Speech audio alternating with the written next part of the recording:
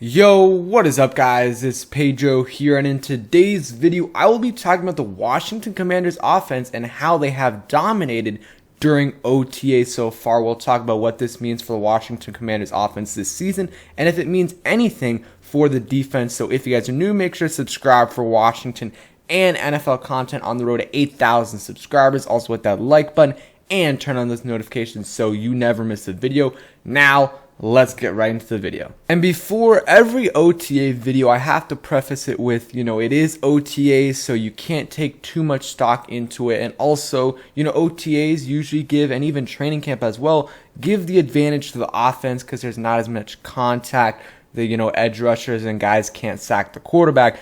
But you still can take some stock into it. So we're going to talk about the Washington offense looking really good so far in OTAs. And you look at, a couple weeks ago, Kevin Sheehan said on his podcast that there's a real belief in that building that they're going to be unstoppable on offense, that they've got a 13-win offense. And that is a very, very bold statement to have, especially coming off a season where the offense wasn't great. Yes, understandably, you had a lot of injuries and you didn't have the best quarterback, but still, to go from what, the offense they had last year to a 13-win offense, it's going to be hard to do. I don't think they're there yet, but I definitely think that they've improved, and they could maybe be close to a 13-win offense if Carson Wentz plays amazing. If he plays like he did in 2019, then they have a chance to be one of the better offenses in the NFL, like a top 7, top 8 offense. But I think this year it's reasonable to expect them to be at least an average offense. And I know some people might think that, that's not good enough. Well, compared to what they've had since really Kirk Cousins or the last few years, an average offense is much better than what the Commanders have had, compared to last year with all the quarterbacks they had, 2020, 2019, even 2018 with Alex Smith. An average offense is solid, and I think they can be better than average. I think they can be an above average offense with the playmakers they have, like Carson Wentz, a very, could be an above average QB, but he's at the very least an average to slightly below average QB. And again, that is so much better than what we've had, because we've had the worst, rated QBs in terms of, I think, QBR and pass rating over the last few years. And then, you got Gibson, McKissick, Brian Robinson. That is a really solid running back room. And you got Terry McLaurin, Curtis Samuel, Jahan Dotson as your top 3 receivers. A good receiver room if they can stay healthy. And I think, Jahan Dotson is going to do really well in his rookie year. Might not get 1,000+ yards, but I think he'll be in that 700 to 850 yard range. And then you got hopefully a healthy Logan Thomas, John Bates, Cole Turner, and a solid offensive line. They're gonna have Charles Leno, Andrew Norwell, who I think will be very solid, Chase Rullia, I think he will be back, and then you got Trey Turner, and then likely Trey Turner, could be Wes Schweitzer, and then Sam Cosmi. That is an above average offensive line for sure, and they've got some good depth behind those guys. So a bunch of different guys who've been at OTAs, whether it's been the media or content creators or season ticket holders, they've all said that the offense has been looking really good. Here's a few points, and at the end he said that our offense should score a lot of points. And again, it's OTAs, so you have to take it with a grain of salt. And also, talked about it earlier, the defense is at a disadvantage because of the lack of contact. You're not allowed to hit the quarterback, stuff like that. But even media members, I think JP Finley said it, other guys as well, but Michael Phillips right here, he said, it's only June 1st, but the offense looks really good. And he, in his article, he kind of talked about how Carson, they actually have a real NFL quarterback in Carson Wentz. He's looked crisp and productive. That's what he said right here. And the highlight of June 1st was a 40-yard laser throw over the middle of the field that landed in Jahan Dotson's arms, eluding a pair of defensive backs. And this has been a common theme by the first team offense. They've been playing really well, and that's good to hear. It would be bad if they weren't playing well, if Wentz wasn't looking good. And even last year in the offseason, we heard kind of from the reports and stuff, Fitzpatrick wasn't looking great, and we kind of saw that in the preseason. It wasn't a huge deal, but he wasn't looking amazing, and it was hard to adjust the offense. It seems like Carson Wentz is adjusting to the offense fine, at least so far. Again, It's only June, whatever it is, 6th right now, or I'm recording this on June 5th. It'll be out later. And I think this offense, though, Rivera said right here, so do I expect us to step forward? I do. I expect us to really expand on what we've done in the past. And again, like the biggest, X factor is going to be Carson Wentz. Like if Carson Wentz plays below average, then this offense isn't going to be much better than like an average offense. But if he plays, because again, you have to think, like we've had really, really bad QB play. So even below average QB play is a step up. If we have like average QB play or, above average QB play like Carson Wentz had last year, but maybe a little bit more clutch, then we could be a top 14, top 12 offense, and I don't think that's, a reach if they can stay healthy because, not even the quarterback injuries we've had the past few years, but the offensive line, tight end last year, some receiver as well with Curtis Samuel. Like it was just not a good combination. So let's hope that they can stay healthy. And this is what Michael Phillips said. Now, it's not a stretch to suggest that Washington's offense is in a better place than the defense at the moment, with the caveat that it's only June 1st and things can and often do change. It's clear Wentz will be a major beneficiary from the change of scenery in Indianapolis. He had to live up to a quarterback legacy set by Peyton Manning, Andrew Luck, and Phillip Rivers. And then this is what J.D. McKissic says. He's doing an incredible job running back.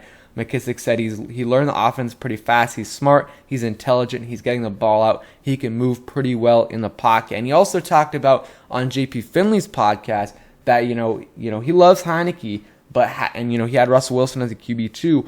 But he likes the bigger quarterbacks. It really does make a difference. Able to see over the defensive line. Seeing over the offensive line as well.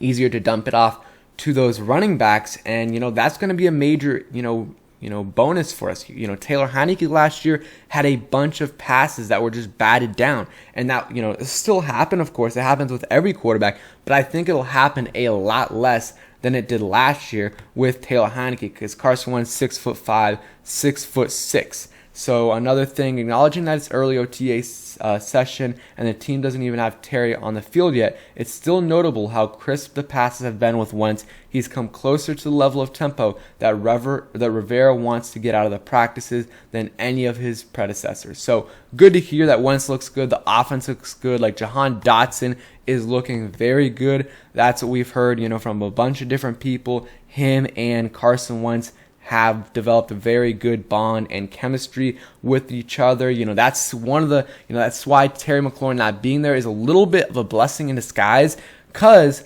Carson Wentz is able, Jahan Dotson's the number one target for Carson Wentz with him out, him and Curtis Samuel. So those guys are getting more targets. And if Terry was there, those targets would probably be cut in half or, by a significant amount because Terry is that guy.